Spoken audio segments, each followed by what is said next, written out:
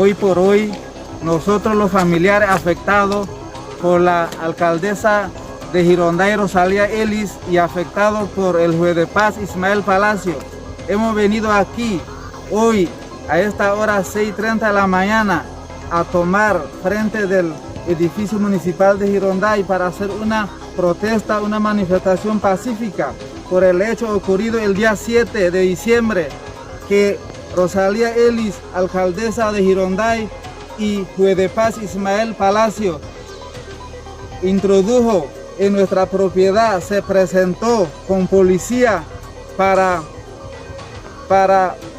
desmantelar nuestra vivienda donde vivimos por mucho tiempo. Lo denunciamos ante la opinión pública, lo denunciamos todo, lo denunciamos, lo seguiremos denunciando ante la opinión pública, todo con pancarta. Tomaremos toda la calle, seguiremos manifestándonos hasta que nos dé respuesta. Así que en estos momentos puedo observar que vamos a poner cadena al portón municipal de Gironday como una protesta pacífica.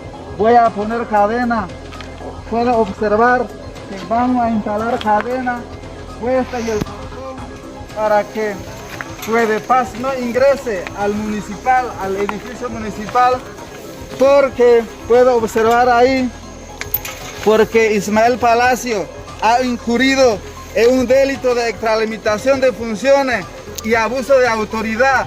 Por lo tanto, ya lo estamos denunciando ante la opinión pública, por todos los medios de comunicación, por todos los medios televisivos, por todo el medio internacional. Se está denunciando a la alcaldesa Rosalía Ellis por cometer un acto de delincuencia por abuso de autoridad y extralimitación de funciones.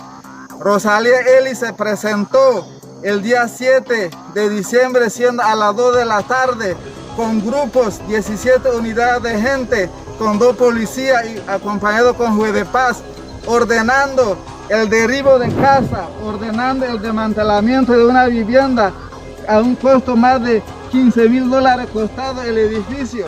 Todo lo dejó demolido.